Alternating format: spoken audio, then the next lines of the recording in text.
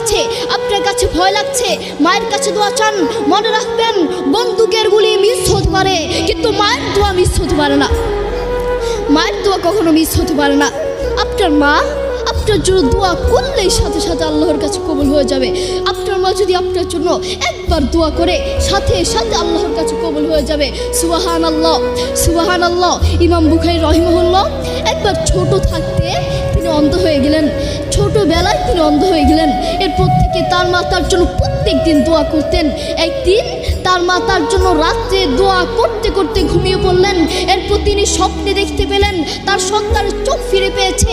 এরপর তিনি ঘুম থেকে উঠে সন্তানের কাছে গিয়ে দেখলেন সত্যই তার সন্তানের চোখ ফিরে পেয়েছে। সুবহানাল্লাহ। দেখেছেন মায়ের দোয়ার কত পাওয়ার, মায়ের দোয়ার কত পাওয়ার।